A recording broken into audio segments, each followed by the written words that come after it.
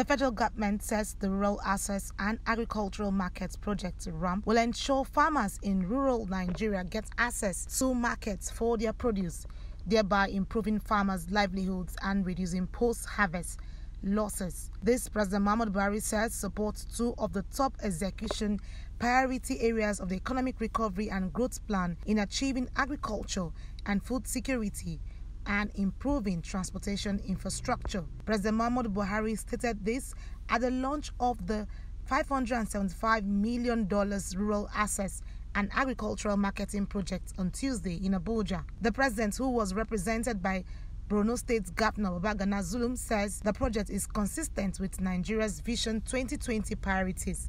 The proposed interventions will support Pillar 3 of the Vision's strategic framework, as the project has a total outlay of $575 million, which is jointly financed by the International Development Association (IDA), the French Development Agency (AFD), and the participating states.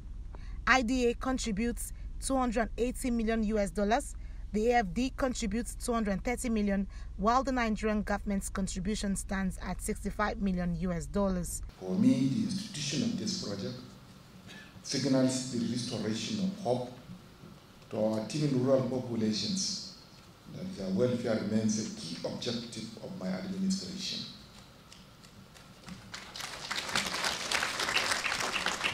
Over the course of this administration, we have midwifed several reform-centered projects in partnership with various development partners, notably the World Bank, the French Development Agency, the African Development Bank, and a host of others. These projects range from environmental, infrastructure to agriculture. We have made all efforts to ensure that these projects align with the Economic Recovery and Growth Plan of this administration. This plan sets out, in the first instance, to restore macroeconomic stability in the short term and to undertake structural reforms, infrastructure investments, and social sector programs to diversify the economy, and set it on a path of sustained inclusive growth over the medium to long term.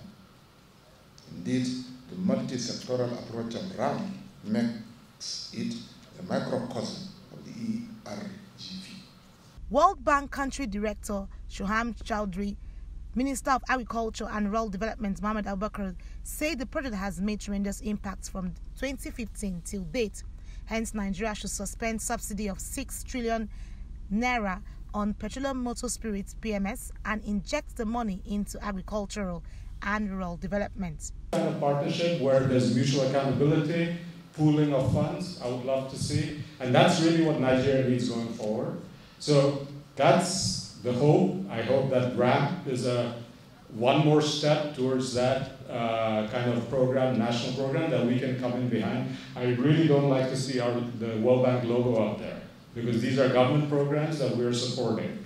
But actually, I can't resist, but for all of this to be fiscally affordable, for the states and the federal to be able to provide those kinds of financing for rural roads, there have to be some choices that are made. And as some of you may have heard me say, and then certainly the Excellencies have heard me say this many times, one of the biggest choices that Nigeria needs to make is whether Nigeria can continue to put 5 trillion naira towards PMS subsidies every year.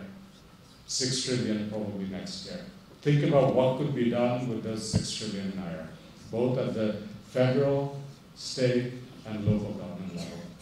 Mr. President, it will interest you to note that at this juncture, that the project has made some milestone achievement since the approval of the project by the Federal Executive Council.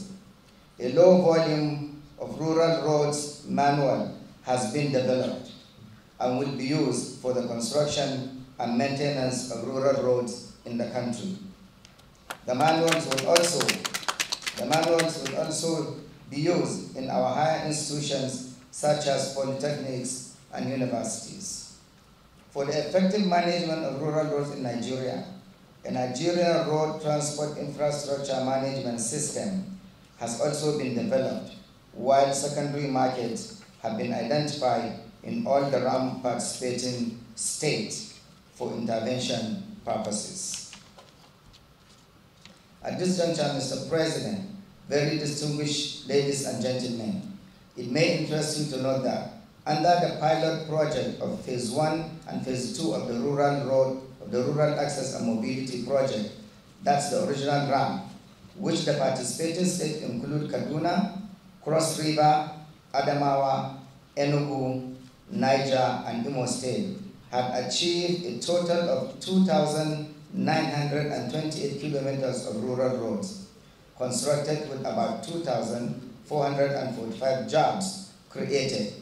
The Gombe State Governor, Mohammed Yahya, who spoke on behalf of the state governors and Bayelsa State Governor, Senator Doyediri, commended the project, saying the governors are committed to any project that would give access to the rural areas. I emphasize that all the states, once you mention anything rural, because of the nature, especially of specific states like my own, up north, virtually 80–85% of the population are based in the rural communities.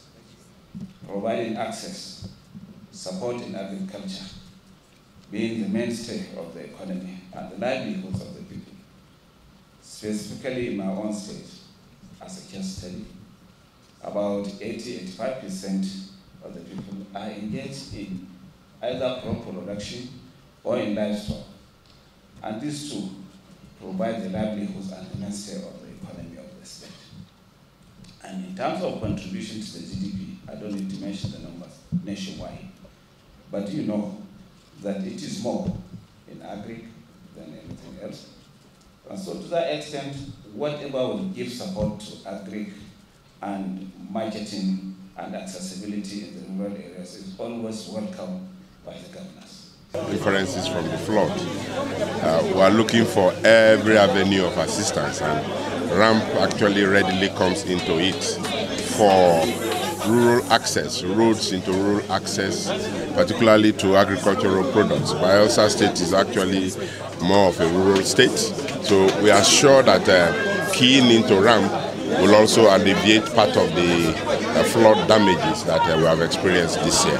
The benefiting states in the Raamp are Abia, Akwa Ibom, Bauchi, Ebonyi, Ekiti, Gombe, Kogi, Katsina, Kaduna, Kano, Kebbi, Ogun, Ondo, Oyo, Osun, Niger, Plateau, and Sokoto states. Annie T. Patrick, Core TV News, Abuja.